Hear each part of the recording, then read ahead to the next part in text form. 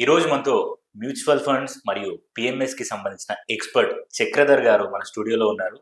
So, mutual funds and పిఎంఎస్‌కి సంబంధించిన సందేహాల్ని మనం సార్‌ని అడిగి చాలా విస్తృతంగా తెలుసుకుందాం. సార్ నమస్కారం సార్. నమస్తే అండి. బాగున్నారా సార్? బాగున్నాను. Thank you. సార్, ఈ పిఎంఎస్ అండ్ మ్యూచువల్ ఫండ్స్ గురించి అడిగితే అసలు పిఎంఎస్ అంటే ఏంటి సార్?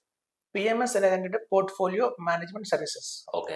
ఇది 1993లో మనకి SEBI security exchange board of India వాళ్ళే దీన్ని ఆథరైజ్ చేశారు. ఓకే. అమల్లోకి వచ్చింది. అయితే 1995, 1993 ఆ టైంలో స్టార్టింగ్లో ఎలా ఉండేదంటే 5 lakhs మినిమం టికెట్ సైజ్గా ఉండేది. ఓకే. చూడండి, అప్పట్లో 5 lakhs అంటే చాలా పెద్ద. అవును. సో అందరూ దీన్ని ఒక సెలబ్రిటీ ఇన్వెస్ట్మెంట్ అనుకునేవాళ్ళు. సో ఇప్పుడు రాను రాను ఏమైందంటే 2019 దాకా కూడా మనకి 5 lakhs ఉండేది, 25 lakhs చేశారు అనమాట. సో 2019 నుంచి 25 lakhs కి తర్వాత 50 lakhs కూడా అయిపోయింది. 20 lakhs. 50 lakhs అయిపోయింది. 50 lakhs అయిపోయింది. సో ఇప్పుడు చూడండి, కరెంట్ మన మార్కెట్లో పిఎంఎస్లో ఎవరైనా ఇన్వెస్ట్మెంట్ చేయాలి అంటే మినిమంగా 50 lakhs ఇన్వెస్ట్మెంట్ చేయాలి. అయితే మ్యూచువల్ ఫండ్స్ కంటే ఇది ఎలా బెటర్ అని చూద్దాం. ఇప్పుడు చూడండి, మ్యూచువల్ ఫండ్స్ లో చూస్తే మనకి చాలా ఫండ్స్ ఉంటాయి. లైక్ నిప్పాన్ అంటే స్మాల్ క్యాప్ కావచ్చు, ఎస్బీఐ స్మాల్ క్యాప్ కావచ్చు, లార్జ్ క్యాప్ అని, థిమాటిక్ అని, ఇండెక్స్ ఫండ్స్ అని ఉంటాయి. సో మ్యూచువల్ ఫండ్స్ అంటే అర్థం ఏంటంటే, మ్యూచువల్ ఫండ్స్ అంటేనే పేరులోనే ఉంది, అందరి దగ్గర కలెక్ట్ చేసిన ఫండ్ ని మొత్తం స్టాక్స్ కొంటారు. సో ఫండ్ మేనేజర్ వాళ్ళు ఏం చేస్తారంటే స్టాక్స్ కొంటారు.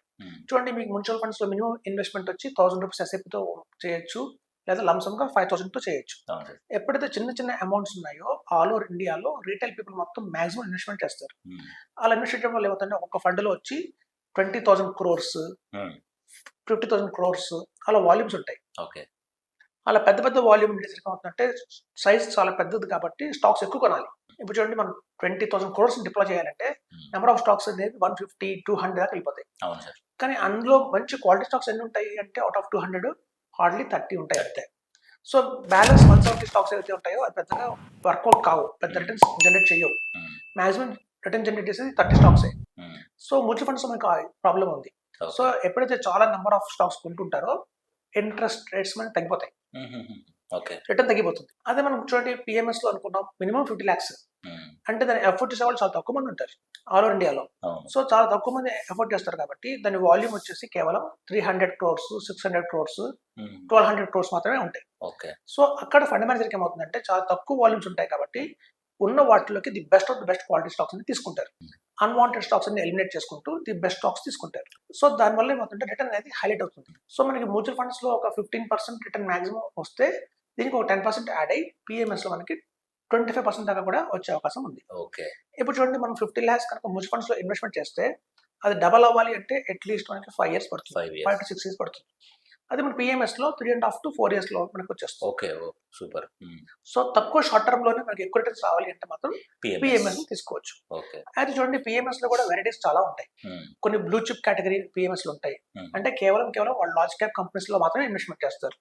కొంతమంది అనుకుంటారు మనం రిస్క్ ఎక్కువ తీసుకోవద్దు, మనం అన్నెసరీ స్టాక్స్ ని అలవాటు చేయాలి, రిస్క్ తో లింక్ స్టాక్ లో ఇన్వెస్ట్ చేయాలంటే మాత్రం బ్లూ చిప్ కేటగిరీ ఉన్న పిఎంఎస్ తీసుకోవచ్చు.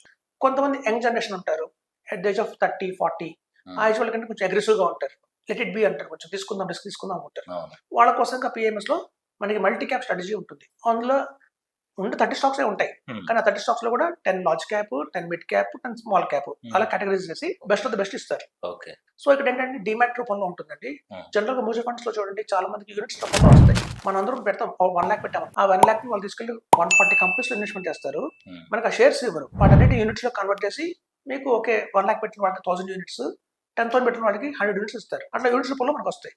కానీ పిఎంఎస్ లో అలా కాదు, డైరెక్ట్ గా మన డిమాట్ అకౌంట్ క్రియేట్ చేసి ఆ రిలయన్స్ షేర్స్ కావచ్చు, పవర్ గ్రిడ్ కార్పొరేషన్ కావచ్చు, కోల్ ఇండియా కావచ్చు, షేర్స్ ఏవైతే కొంటున్నారో అవి మన పేరు మీద లిస్ట్ అయిపోయి ఉంటాయి. డిమాట్ లో మనం చూడొచ్చు మన పేరు మీద ఎన్ని స్టాక్స్ లిస్ట్ అయినాయి అని.